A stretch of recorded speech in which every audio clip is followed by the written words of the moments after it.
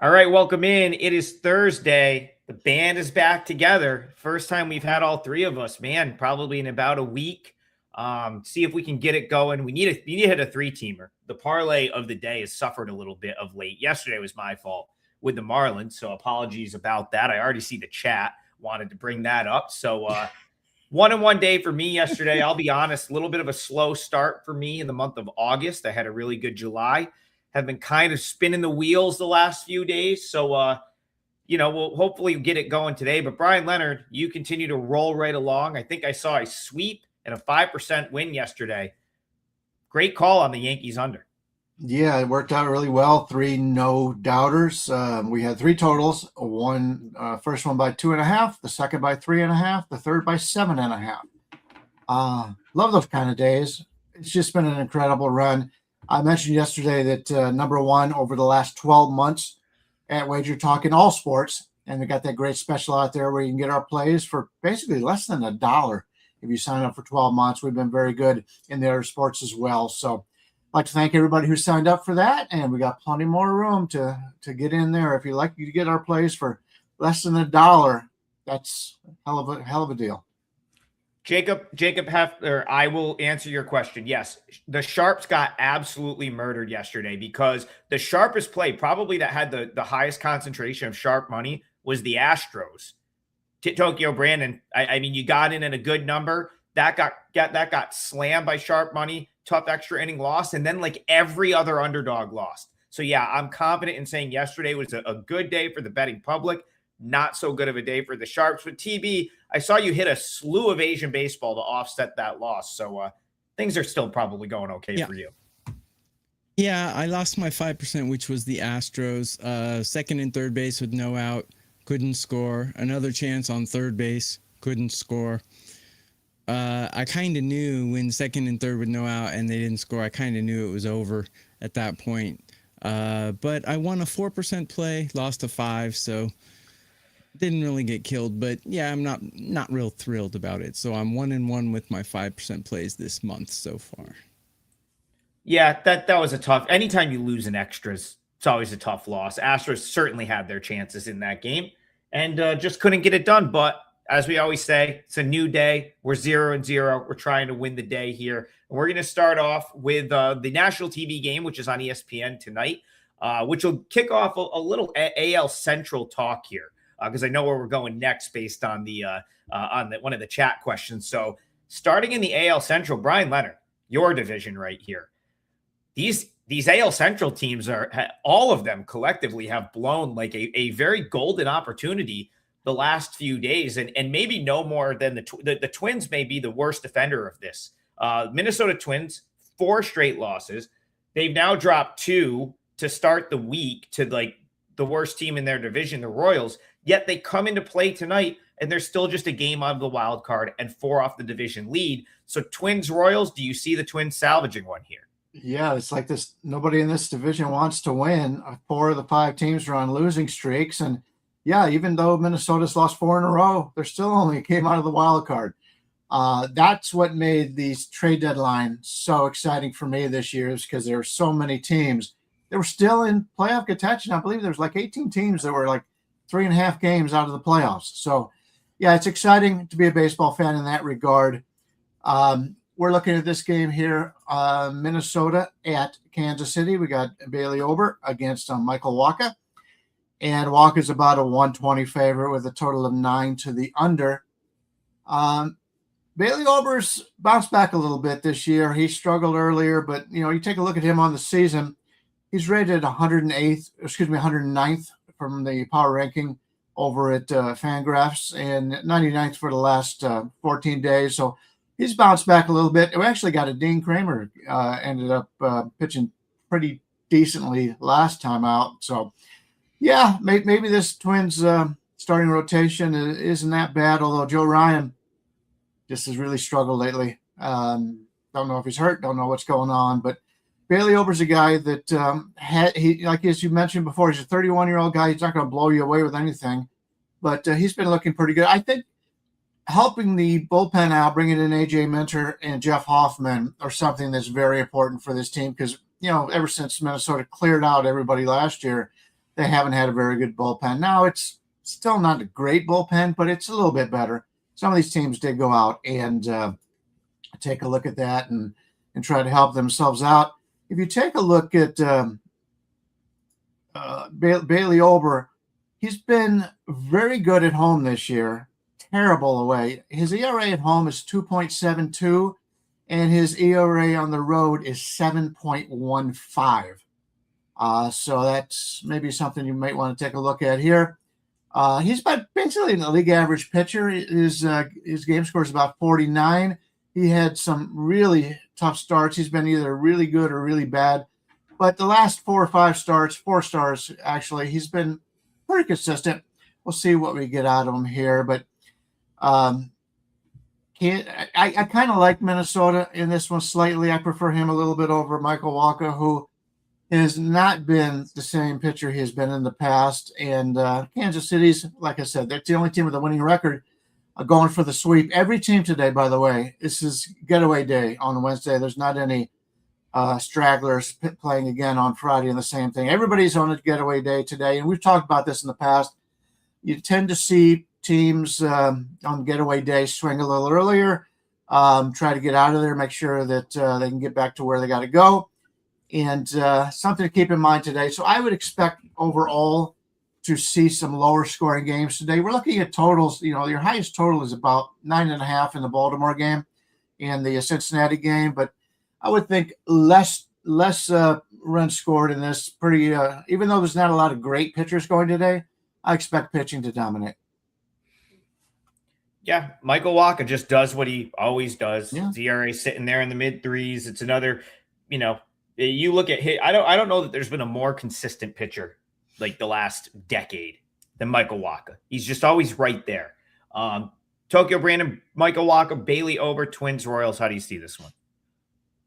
Yeah, I almost can't believe this, but my numbers are telling me to take the Royals in the first 5. I got Wacha ranked a little higher than Ober, and like Brian said, Ober's bad on the road. The Royals, despite how horrible of a team they are, they actually have a winning record at home, which I was kind of surprised to see. Bullpens are trash. You can't trust bullpens these days. Yesterday was just a crazy day as well. But I got the Royals a couple points higher than Minnesota in hitting, and I got Michael Wacha a couple points higher than Bailey Ober in pitching. So looks like a first 5 Royals to me. Looking at the numbers, I expected to see the Royals pretty big underdogs, but they're favored. So I don't know. I don't think I could take them at this. I'd love to take them first 5 plus the half run at a good price, but they're favored, so you can't get it. So I'll probably lay off this. And I suggest ESPN change this to a game that we can watch. ESPN's lucky to have games on their station. Yeah, I was going to say, they're lucky to still be. I was watching juggling the other day on ESPN News. It's ridiculous. This is a big game for the Twins. It's a big game for the Twins. They're right there. That being said, the Twins haven't hit. The Twins, that's the problem with the Twins. They had this great run over, June, into the All-Star break and played their way back into being in the conversation in the division. Team's just not hitting right now, and if they're not going to hit, that's a problem. Yes, they did improve their bullpen. I was a little disappointed at the trade deadline for the Twins. I felt like they had pieces to really go for it, and they didn't. Yeah, they brought in Dean Kramer, fine. AJ Minter, fine. Definitely more arms than they had previously. So I'll go as far as to say they improved what was a bad bullpen. But I don't know that they got significantly better at the deadline. So the fact that they're not hitting is concerning. I'm not dying to back either of these pitchers. The reason Bailey Ober is worse on the road is because he's an extreme fly ball pitcher, and Target Field's one of the more forgiving parks for fly balls. So that's why when he gets out on the road, he tends to get hit. That being said, Brian, I don't know what the metrics are for Kauffman Stadium, but you wanted to add something, so go ahead. Yeah, this is such a strange division. If you take a look at the Detroit Tigers, the team that just traded away their 2 best pitchers, at least in my opinion, their 2 best pitchers, well, 2 of the 3 best pitchers, they're plus 69 in run differential this year. The Minnesota Twins are minus 36, and they're ahead of them in the standings. Rarely do you find this long in the season, we got 105 run differential where the Tigers are actually worse than the Twins. I don't think anybody coming out of this division is going to do a single thing in the playoffs, so I don't think it matters at all. But if this is the year somebody's going to win this division, bet against them in the playoffs, because there's just no consistency whatsoever coming out of this division all season long. Well, that's a good segue to our next game. We'll stay in this division. Bryan Leonard, another golden opportunity squandered by your Cleveland Guardians the last couple days. The White Sox have been losing games out at Fenway, but man, the Guardians at home against a Mets team that really hasn't been good all season, and they've managed to drop the first 2 games of the series. It was surprising to me. We talked about this game on the show yesterday. I too leaned toward the Guardians, and they found a way to lose that game 6-5. So this is a day game, as you said. They're all getaway days. You got a lot of day games today. The newest member of the Guardians, Foster Griffin, will try to stop the bleeding here. Do you think he does that for the home team? Yeah, really interesting game. And you're right. The last 2 days I've leaned with Cleveland, and they didn't show up. This is going to be my parlay bet on the show today. I do actually like Cleveland. Griffin's a lefty. The Mets have, even though the WRC plus has been not as bad against lefties as righties, they're only like 3-8 on the road when they face a lefty. They have not hit lefties very well, especially on the road. And Griffin is a lefty that knows them pretty well because he's faced them in the National League. McLean against Griffin. Griffin is right now we're looking at about a 115 favorite with a total of 7.5 to the under. I think we're going to get a great effort out of Griffin here. They're going to have Ramirez yesterday. He hadn't played the last couple of days with a hand injury. He did come in to run last night. And so maybe he's ready to come back today. I hope he does. That would be a big edge. And Aniel, it's going to be easy because Cleveland has 2 guys named spelled out Angel. Both of them are pronounced Aniel. He had 4 hits in his first 4 at bats yesterday, went 4 and 5 for the day. It's going to be interesting. Now, if Ramirez is back at third, where they're going to play him at? If it was up to me, I'd let him play, and I'd move the DH right now out to the outfield and let him DH, or at least let one of those guys DH at this point.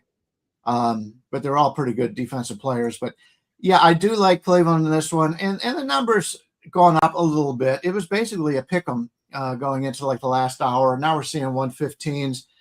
But as much as I like McLean, and he's been great on the road, that was the only thing that kept this away from being a paid selection. He's much better on the road than he is at home, and he's been very consistent on the road. So I put up a free play up, and I took the first 5. I believe it was the first 5 under here, but I also like Cleveland. So let's go with Cleveland. Minus 115 is my part of the parlay here. Yeah, if you guys watched the show, myself and Bryan Leonard yesterday, I talked about Hanau, and I was like, he is hot, has been so hot at the minor at Columbus that I think the Guardians just say, hey, let's call him up, see if we can ride the hot hand. And he's, again, he's got to be out there until he cools off. This Guardians team has not, and I'll go to you, Tokyo Brandon. This Guardians team has not generated a ton of offense this year. So you can get a little spark plug. And I love the way he plays. Both sides of the, defense and offense. He's just a gamer. And he embodies like guards ball, in my opinion. Like he is the exact type of player when the Guardians are putting together their team. That's like, those are the types of guys that they want. I think he may be up to stay. And I think he's going to help this team over the next couple months. Tokyo Brandon, my numbers like the Mets a little bit here. And it's because I'm such a Nolan McLean guy. I've always got him probably weighted a little bit heavier than the market, but this falls into one of those spots that you sometimes like to go against where a team's looking to avoid the sweep. So Mets Guardians to you, what side are you taking here? Yeah, I was really enamored with Foster Griffin to start the season, but he's given up 9 earned in his last 2 starts. He's kind of, I don't know if we say coming back to earth. He's got good stuff, though. And someone in the chat stealing my word, flaccid. Yeah, the Mets bats are flaccid right now. And Actually, both teams are a little flaccid right now. I don't really trust the bullpen for Cleveland at the moment. I know they have talent, but they're not producing right now. I like Nolan McLean a little bit better, but I like the Guardians bats a little bit better. So I don't know. I'd say a first 5 under would be how I would bet this one if I were to bet it. I haven't bet it yet. I do have a 4% play out today in MLB, but yeah, it's not on this game, and I probably won't bet this one. But if I did, first 5 under would probably be the way I go. Yeah, Brian, I was hoping the books would make a mistake and hang an 8 here. That would have been an underplay for sure. I'm at like 7.2 on the total, so my numbers still lean the under.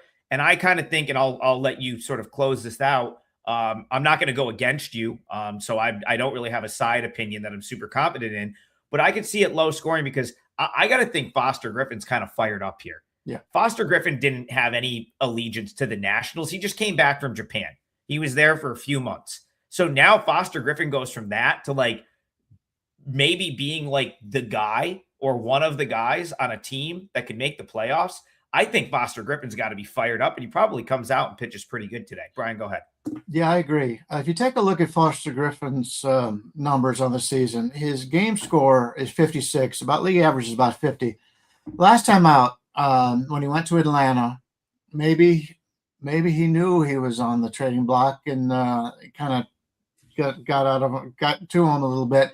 But he only had a 23. He gave up 6 earned runs in 5 1/3 innings. But take a look at his starts before that. It was a 59, 63, 78, 53, 78, 76, 63, 60, and 61.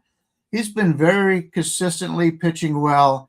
I think the pressure of the knowing he's going to be traded, because obviously Washington's probably not going to make the playoffs. And he came into the season not expecting anything. Now he's in the playoff. He's been in playoff contention in the American League. I've said this before, when players get traded, especially from weaker teams that they don't expect to go to the playoffs, to a team that is in playoff contention, they pitch very well. I know TB gave us some numbers the other day, but I've watched it with my eyes, and guys play better when they get a chance to play for a team that the games mean more. And as you mentioned, they've lost to the first 3 in this series, and I'm not sure the Mets bats are flaccid. I think they're actually hitting pretty well considering Soto's not on the team right now. They're actually doing pretty well. I will say Lindor has been flaccid. He's one of their key bats, but a lot of these younger guys I like the way the Mets are going. They're playing a lot of younger guys, but I think this is a good spot for the Cleveland Guardians here. All right, Brian, going with the Guardians in the parlay. What'd you say that number is right now? Minus the money 115. line? Guardians minus 115 to kick things off. Alex Rand asked for that game. I didn't shout him out, so appreciate the donation. And we will move it along. All right, Grant's dad in the building. So are my dogs, apparently. Just started barking at whatever they're barking at. But let's see. Grant's dad says, rolling with whatever Adam calls on Miami. That was it. The Marlins have disappointed your boy over the past couple days. I really did expect better from them last night. Kind of no-showed again. You want to talk about some cold bats? They really haven't hit the last couple of days. Brian, I'll let you kick this one off. You know, I said the Marlins set up better against right-handed pitching, and that was a big reason that I thought maybe they bounced back from Tuesday night's loss last night, but they didn't hit at all. It was a 4-1 final. That was after the 4-2 final the other night. And so now the Marlins are also, I think this is going to be a theme today. A lot of these teams are in the spot where they're trying to avoid a sweep. This is now 3 for 3 in the games that we've talked about. Team is trying to avoid a sweep. Today it's the Marlins. They're at the Braves, and they're up against a lefty, which is what I said. I didn't really want to back them against a lefty. So Martin Perez, it looks like Jansen Junk for the Marlins. How do you see this one? Yeah, Miami's only a 93 WRC plus on the season versus lefties. I believe they're 103 versus righties. Martin Perez becoming a big fan of the guy, an older guy who is thrown out into the garbage, and he's back, and he's proven that, hey, he's going to get another contract next year, and he's done very well for them. We're looking at Atlanta about a 140 favorite here, total of 9, slightly to the over. I kind of like the under here. I think Atlanta, if I remember correctly, in home games to end a series, they tend to go under pretty often. Junk isn't a guy who's going to blow anybody away. I do think Miami will get shut down by Perez a little bit here. Nine's a pretty high total. And with both teams, last game of the series, I kind of like the under in this one. Miami's closer, obviously, I talked about this yesterday. Fairbanks hasn't been used since Sunday, so he's available. They did use Fauché yesterday for 20 pitches, but he hadn't pitched the last 4 days before that. So this looks like the Miami's bullpen's in pretty good shape here. And, if I'm going to play this one, I might take a look at the under. Yeah, it certainly makes sense. Miami up against the left-handed pitching. Brian brought numbers to it. 93 WRC plus is not great. The Marlins should be able, Tokyo Brandon, I think the Marlins can probably keep this Braves offense at bay. I don't think they're totally committed to like Jansen Junk going super deep, which means you're probably going to get Junk maybe 1 to 2 times through and then a quick hook. And like Brian said, they've got a lot of bullpen arms that just haven't pitched in a while. When you lose a couple in a row and you're behind the entire game, the plus side, and I think this plays into what you're kind of leaning into with it's tough to sweep a team. Like if you go 4-2 win followed by 4-1 win, and you're the team that led like all 18 innings of those games, that third game, the team that was behind is going to have all the big boys ready to come in 6th inning, 7th inning, 8th inning, 9th inning. So, I can get behind Brian's undertake. And I also think the Marlins as a dog makes sense here. So that's like, I kind of like the Marlins again. I know people are going to get upset about that, but Marlins plus money makes sense. How do you see it, DP? Let me mention a couple of specials. Brian said he's got that 365-day special. WagerTalk made a special for me.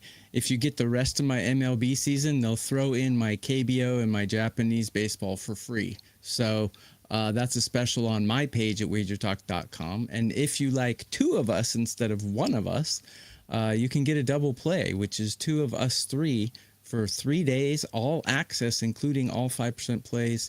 Huge discount. So go to wagertalk.com. There are deals galore, or a smorgasbord of deals out there.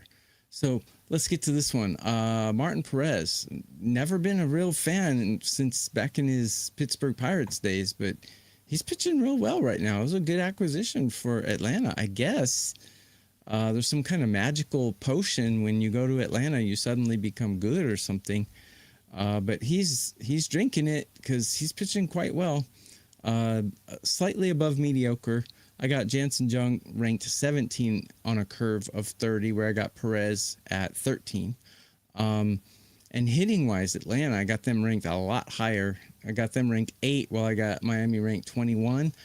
The difference here is Miami's bullpen's playing really well. Haven't really needed them lately because they haven't been winning, but Atlanta's bullpen's not betting well. So I might think about an Atlanta first 5 because, again, that sweep theory is in play here. Teams do take their foot off the gas once they've secured the series. They just do. The manager does, at least. And he's thinking about tomorrow because he's already got this series wrapped up. That's my theory. You can disagree if you like. But I think Atlanta will probably jump out to a lead here and then give it away at the end. That looks kind of how this game's going to play out to me. I wouldn't be surprised if Miami wins it, but I wouldn't be surprised if Atlanta's leading by 1 or 2 after the 5th inning. So that's probably how I would play it if I did.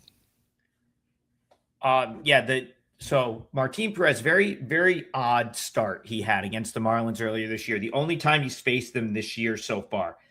By far the most strikeouts he's had all year, 10. This is not a guy that's just racking up strikeouts in the year 2026.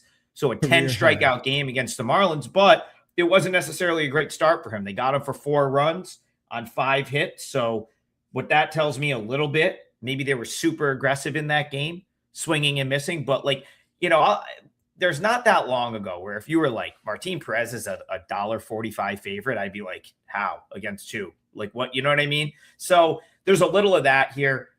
I like the Marlins. I think at just the straight up price, at the number, I think that's attractive. The plus money you're getting with them there, but it's not my favorite play on the slate today. And just to put it into perspective, I liked them yesterday a lot more, the way that game set up for them yesterday, than I liked them today. That being said, you're getting a little bit more plus money. I don't know if it's going to be enough to suck me in. I think the magic potion in Atlanta is the pitching coaching, because probably. they've had a lot of guys. I mean, go back and look at some of the guys they've had over the last few years that really nobody thought much of, and they've been pretty good for them. Yeah. Yeah, they do a great job with pitching, for sure. The only thing I got to promote, listen, I don't know if we will play the Hall of Fame game tonight. I think I've played the Hall of Fame game once in the past 5 years. I can tell you exactly what one it was. It was Dorian Thompson-Robinson and the Browns beating the Jets. And my handicap was DTR based, and he went off. That's the last time I played the Hall of Fame game. The reason I'm bringing it up, I'm 18-7 the last 4 years in the NFL preseason. There is a discounted package on my page. If I do decide to play tonight, you will get that on that package. And so, yeah, that's all I have to promote today. Brian, go ahead. Yeah, I don't do any preseason. It's all a numbers game, and you got to be first to the numbers, at least in my mind. False. But the reason why, I'll tell you why, but go ahead. Okay. Go ahead. The reason why it's a good bet to bet on running quarterbacks in the preseason is because nobody knows what the hell they're doing, and the guy's just trying to survive. So I've noticed over the years, you get a guy in the preseason that is not a great quarterback, but he can run. Those are the kind of teams I like to bet on. I disagree that you have to be first to the number, because what I'm doing in a lot of these, I'm fading these massive moves. Yes. You have these market movers are moving things on a piece of information that affects 15 minutes of a 60-minute game. So very similar to MLB bullpens or AAA bullpens. If you can have a handicap for the other 40 minutes, you get a lot of value, because these games are moving at least in years past. We'll see how it goes this year, but in past years, some of these are moving way too much. And those are the spots that I've had success playing against. So that's what I'm saying. If you go with me, I'm not going to fire out a bunch of stale numbers on Tuesday. I'm usually betting them the day of, and it's because I'm looking for spots to oppose the moves that Brian is talking about. Yeah, it's basically FOMO. The line moves, and somebody says somebody knows something, and they follow it. And we see that all the time in every sport. And yeah, it's a good way to handicap it. Just play back the other way. I agree. All right, Richie so Bats. There's no confusion. Our double play does not include football. Double play is our baseball plays only. So don't buy the double play if you're going for Adam's football play. Yes, the football is a separate thing. Yeah. Heavily, they gave me a great discount. So it's one shot. It's actually, not much different than a 3-day package. You get the entire preseason. So that's up on my page right now.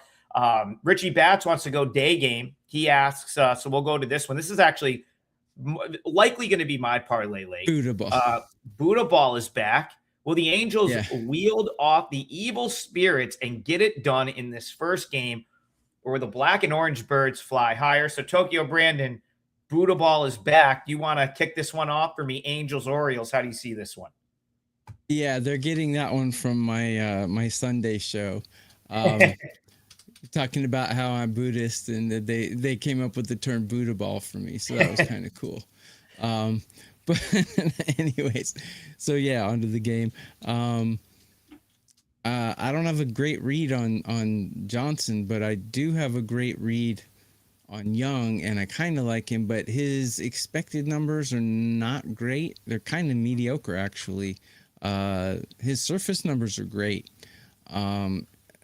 Orioles bullpen has not been playing well, and surprisingly this season, the Angels bullpen has been playing well, but I think we've addressed this in past shows. It's because they're hardly in any leverage situations because they're losing so much, which makes sense.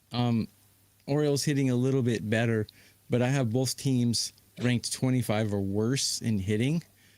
Probably the pitchers will be able to hold the other team down. I would look to an under in this one, whether it be full game or first five. because just neither team's really hitting.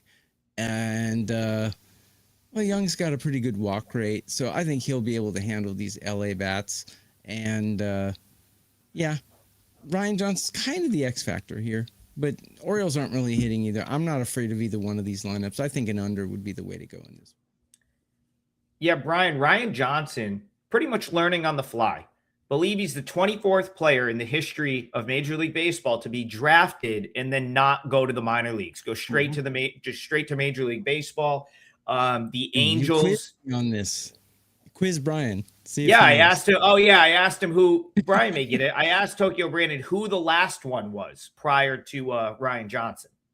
Do you know who the last one was to go straight to the majors, no minor league ball? It's a pitcher, and he's good. Didn't we talk about this the other day, or? Oh, I don't know if here? you may have been watching the show. Yeah, I already know the answer, so I'm not, because I watched the show. It's Garrett. I will, Okay. I will say this will be the most popular game for the ladies today, the Young Johnson matchup. I missed that guy. Anyway. Johnson. I really like Young, and I want to bet Young, but I can't find a way to get to him without laying a lot of chalk. He's like in the 190 range here. I'm seeing, upwards of 195 in some places. DraftKings has got 174. That's the best line on the board right now. So if you got a DraftKings account and you like Baltimore, but I prefer the Baltimore side in this one. I also looked at the first 5 because I think he's got an edge in the first 5, and that's also in the high range. So I'm not looking to lay a number like this with the Baltimore Orioles, and we've seen how inconsistent they've been all season long. So I'm going to pass. It's just unfortunate. Yeah, I like Young, and I like the Orioles, but this price is just outrageous here. Tokyo Brandon, you brought up the Orioles bullpen. They've used guys the last few days. So if you think that the Orioles bullpen is not the best unit out there right now, well, you're certainly not going to like them after some of the usage they've had in the last couple of days. And this goes to, again, this is another one, 4 for 4. Another team trying to avoid a 3-game sweep. Another team that in the Orioles that have had back-to-back close wins and have had to use some of their leverage bullpen arms the last couple of days. So for me, just based on the price here, listen, Ryan Johnson, you're right. He is the X factor in this game. He's one of the few guys where I look at those numbers, which are not great, and I'm willing to give him a pass because he's literally learning at the big league level. Most guys are able to iron this out at AA, AAA. He's doing it on the fly at the big league level. There's been flashes, like this is like any AAA guy. First couple of years in affiliated ball, you show flashes, but then there's the game that goes off the rails and you get crushed, right? That is why guys spend time in the minors. They iron this stuff out. They become more consistent, more polished. And then when that happens, typically they come to the big leagues. In Ryan Johnson's case, he's doing it for the world to see at the big league level. That's why you're going to have the start against the Giants where he gives up 8 runs in 3 1/3. But then you're going to have, other starts like the one against the Orioles last time where he fires 6 shutout innings of 1 hit ball with 8 strikeouts and no walks. You really don't know what you're going to get. That being said, I kind of think I'd roll the dice with Johnson and the Angels here and take the 1.5 because I don't think that they're going to shatter this kid's confidence. He hasn't been good the last 2 times out. I think this is quick hook if he's not good today. And then the Angels will lean on some of that bullpen that's kind of rested right now. So I like the Angels plus 1.5. Bryan Leonard, this is my parlay leg. I believe it's minus 120. We're going to go with the Angels in the early game today. Let me check that out. I do want to point out that where was it? Oh, Forever young. Ben Joyce is back in the majors. He sure is yesterday. Yeah, and if Kelsey's smart, they'll put up when will he hit the IL again and play the over/under in 2 weeks. The number on the game, we're looking at to the spread here on the Angels. They're plus 1.5, minus 120. Yeah, that's what I got. That's what I figured they were. And yes, Ben Joyce, I don't know if you'll see him in back-to-back games. He was at Salt Lake pitching about every third day. I think they want to keep him in kind of low leverage type spots for now. As Brian was saying, big time injury concerns. It's awesome to watch when the guy goes out there and throws 102. Yeah. It's electric. You just don't know if his arm's going to fall off. But, outside of Joyce, who no one was counting on in this Angels bullpen until yesterday when he rejoined the team, they really didn't use anyone else. So all the bullpen arms that have been pretty good for them, they can stack them behind Ryan Johnson today.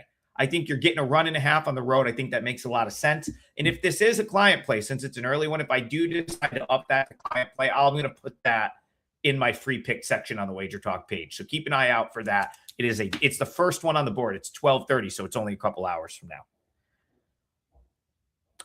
All right. We're going to hit 2 more games, but Tokyo Brandon, do you know where you want to go with the parlay, or do you want me to go to the chat first? I absolutely know, and it's a game we have not covered yet. Last time I said that, it was a game that we had covered at the top of the show. But today, I am going to the White Sox, Red Sox. We're going to have Sox on Sox violence today, and it's going to be Castillo, who's been with Seattle for 90 years and now changes uniforms, against Ranger Suarez. So the Red Sox have been playing really well. They're probably the hottest team out there, but they have a losing record at home, which is really weird. It's one of those anomalies you look at and you're like, huh? But, Ranger Suarez is not exactly lighting things up, but I got him ranked 7 on a curve of 30. So I think that's pretty good. And Boston's bullpen ranked number 2 in MLB in current form.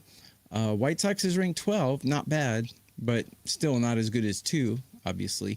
But I think the big discrepancy here is hitting. Boston hits number 3 in MLB in current form, while the White Sox are 23. So I think Boston's going to kind of run away with this one. Castillo is like my age, so yeah. I mean, he's an old reliable kinda, but he's not the ace he used to be. He's kind of an innings eater. I expect him to go maybe 5 innings and give up 3 runs here. I expect Suarez to give up maybe 2.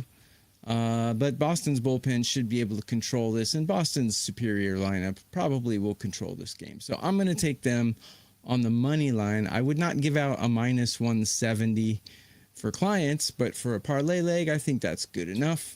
So, I like Boston for my parlay leg. Mark Alphaville, Lambert says, do you know what country Alphaville is from?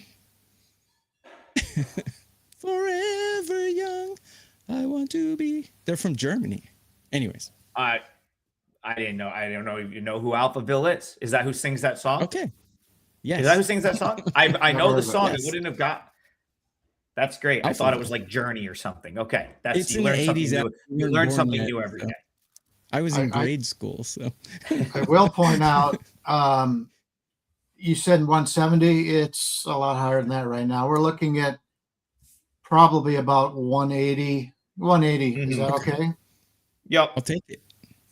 Okay. And the White Sox, you talk about flaccid bats. The White Sox do have flaccid bats right now. If you did like Boston, maybe take a look at the team total here for the White Sox. It's 3.5. You can get under it, even like plus 100 or whatever. The worst number I'm seeing out there is minus 110. Will they score 4 runs against Ranger Suarez here? I highly doubt that. So that may be a better way to get to Boston without having to lay that big price. Yeah, Mark Lambert in the chat says, hey, sweeps do happen. I kind of think this is a spot where one of these sweeps might happen. The White Sox, I talked about this coming into the week. They were in sort of like they were in sort of a regression mode, and somehow came out and had that good series in Tampa, which I thought was surprised me. I didn't think they were going to play as well as they did at the Trop over the weekend. Really felt like if the White Sox were going to get a game in the series, yesterday was the day. I guess I see what they're doing, going out and getting a veteran guy like Luis Castillo, maybe try to catch lightning in a bottle. But Brian shaking his head, it's unlikely. And the Red Sox, man, what are they? 28-5 now in their last 33 games. It's something crazy. They are playing at such a high level with so much momentum that this is a spot where, I think this is an interesting parallel. There are 2 games today where I made the money lines like similar prices. And in one of them, you can take the Red Sox minus 180. The other one, the Phillies are like north of a $3 favorite. Listen, if you are going to take one of the big favorites today, I'd much rather have the Red Sox in this game than the Phillies at some astronomical price in the other game. So TB, I'm with you. I could only play it Red Sox here. They're just playing too good right now. Yep, Rammstein and the Scorpions, both from Germany. Germany has some hardcore music. Except also Udo, yeah. He's German. Absolutely. All right, I mean, listen, he says, their comment in the chat, this always makes me laugh. Why are we talking about Royals and Angels games? So many better games. This is a betting show. Every game is the Super Bowl. If you bet on the game, every game is the Super Bowl. Entertainment. So it does not matter entertainment. It doesn't matter what the bigger games are. Like every game is important when you're betting the game. As far as, I guess, if you want to talk a quote unquote big game, I think this Jays Cubs game is pretty interesting. So this is a one-off. This is a makeup. The Blue Jays are going to hit Wrigley on their way to Philly. So this was a rainout from earlier this year. This was the mutual off day for both teams. So you've got the Blue Jays who just won an extra inning game in Houston yesterday. They're supposed to get a travel day to go to Philadelphia. Instead, quick detour to the Windy City, Brian, to take on the Cubbies, who just did what was the unthinkable for like basically 95% of people betting that series. They swept the Dodgers after the Dodgers got swept by the Red Sox. So Cubs, Blue Jays, one-off makeup game. Dylan Cease on the mound for the visitors. How do you see this one? Under the total. Cease against Peterson. Toronto against lefties on the season has been really bad. They're at 78. 78 against lefties. That would be the worst in Major League Baseball against left-handed pitchers. And they're in a game here. It's just, as you mentioned, they're just coming in for the one day. They've got Cease on the mound, who has just been terrific. He obviously knows the Cubs very well for pitching in the National League. Peterson's a guy that I believe last time he was really good, but I really thought the Cubs got him. It was kind of a steal to me. Peterson's not going to blow you away or anything, but what they've done to shore up their starting rotation is really something else. I really like the Cubs. They're turning into a dangerous team come playoff time. I'm looking at the total is the 7.5 here, but considering the situations and this being a day game and with everything going on, 7.5 is going to be hard to get to that number with these two starters on the mound, especially when Toronto does not hit lefties. Tokyo Brandon, I was telling you, before we got on the show, I felt like you ran into some tough luck yesterday with that Astros game. Reason being, the Blue Jays wiggled out of a couple spots that they typically, at least this year, haven't always gotten out of. Second and third, no outs. It's not the strongest bullpen. And I felt like they really maxed out on bullpen high leverage outs yesterday. And then, of course, they had a close win earlier in this series. So Dylan Cease is awesome. But once he's out, there might be an edge for the Cubs here. That's what's giving me a tough time with this game. How do you see Blue Jays and Cubbies? Yeah, I wasn't real happy about that. Yeah, that kind of sucked. The second hottest team in MLB goes down and can't score with guys in third base, second base, etc. But the Blue Jays are not that team, I don't think. I got them hitting 19, and I got their bullpen 16. So they're pretty mediocre. But Cease is a pretty amazing pitcher. He's pitching better now than I think he did with San Diego and in the past. I think he's pitching even better now. which is surprising. So the Cubs have the better hitting and the better bullpen. I got the Cubs hitting 6, the bullpen 11. So obviously they have an advantage there, but they don't have a pitching advantage. I would kind of agree with Brian on an under here because I kind of like Peterson better than his numbers. He passes the eye test, but he doesn't really pass the data test. And here's an interesting thing about books. They can't go lower than 7.5. So if they think, well, you'll see a 6. You'll see a 6 on a very, very rare occasion. But if they think the score is going to be 3-2, they're gonna put the line at 7.5, because if they put the line at 5, everyone's gonna slam the over. So 7.5 is not something to shy away from. It's actually inviting. And overs, you'll find 10.5s go over more than they go under as well. So I would agree with Brian and his under. I know 6 and 6.5s happen sometimes, but it's very rare. Like maybe twice a season. Yeah. On 6s. Yes. That's how I would go. Yeah. I do want to point out, I think I'm going to add this. I've got a 4% play going today, 21-6 on 4% and 5% plays. I think I'm going to add this as a 2% play for clients. So I'm going to give it out to everybody here. You take a look at what Peterson has done since he's gone to Chicago. He's thrown 6 games. In 5 of those games, he's been 54, 51, 76, 55, 64. They've unlocked something with him in Chicago. I like this game under. I'm going to use it as a 2% play. I do have that 4% up right there on the site right now. But hey, people complain we don't give them our actual plays sometimes. Well, this is going to be one of my plays. I'm going to add it to my card.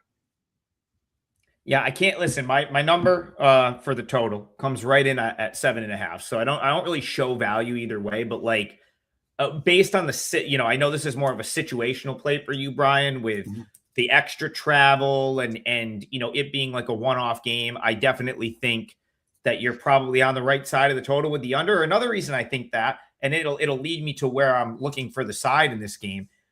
I think Dylan Cease is your AL Cy Young. I've been saying this since earlier in the season.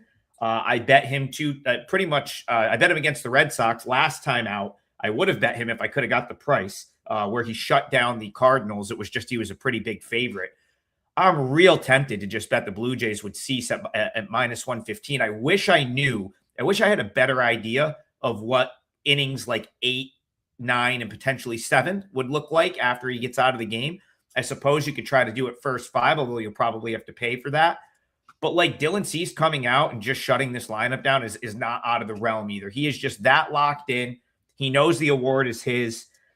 If you take out that start against the Rays, and I'll go back to that start because I remember the game. I watched every pitch of the game. He got tagged with 3 earned runs on 7 hits, and the Blue Jays played as bad of defense as you could possibly play.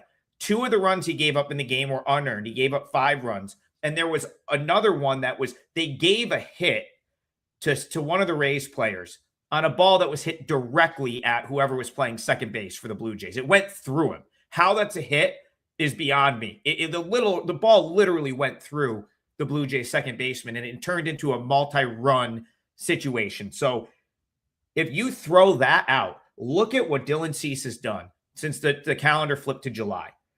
He's given up nothing. There's multiple double-digit strikeout performances. The guy is just on another level right now, and you're going to get minus 115 for him with the Blue Jays team that desperately needs these games. It's a big game for them. They're still in the mix. So I like the Blue Jays here. I haven't played it yet, but that's one that I'm considering. And Brian, I can't really disagree with your under call. Makes sense. I don't know why. Like Dylan this Cease is where 18.5 outs, by the way. So see, this is where Danny, let's hope for a pitcher's duel. Trig, aren't you tired of losing against the Cubs? I haven't bet against the Cubs yet. I didn't bet against them at any point in time this week. We come on here and talk a lot of games. I'll tell you what, I'm tired of losing betting on the Rockies the last 2 days. That's for sure. But I haven't bet against the Cubs. I like this Cubs team. I have no real issue with the Cubs. I like their lineup. I'm just saying, like right here, I'd take Cease $1.15 over Peterson. I think he's your AL Cy Young. It's best pitcher in the league at -115. By the way, us three, we win almost more than anyone at WagerTalk. And you want to cherry pick our losses and clown us? You're just being a troll. So just stop.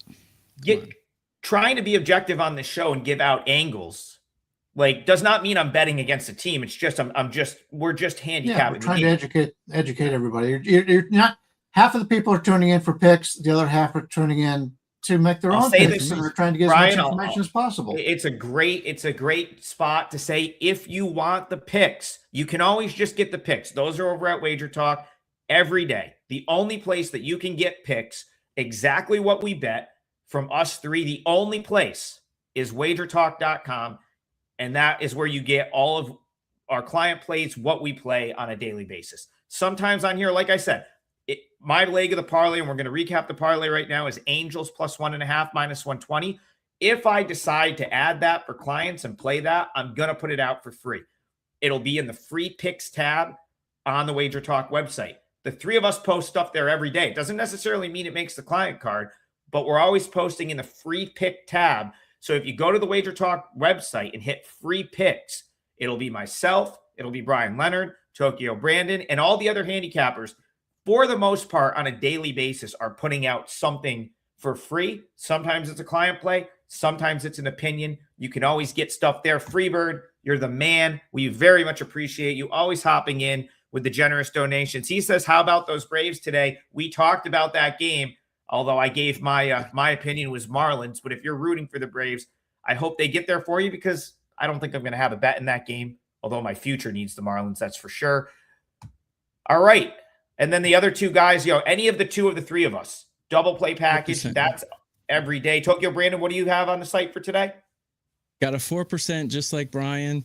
And Adam, when he puts MLB out, it's usually 4 or 5%. So can't go wrong with a double play, two of us. Brian's got a year-long special. I have an international baseball for free special. Go to wagertalk.com to see all the deals that are up. Because it's this time of year, let's face it, everyone at WagerTalk, we are exclusively giving picks to WagerTalk. We don't give picks on any other site. And WagerTalk has tons of deals right now because baseball is the only sport. So go ahead, Brian. Go to wagertalk.com. Well, I just want to clarify, WagerTalk owns a few other sites, so we do put up plays there also.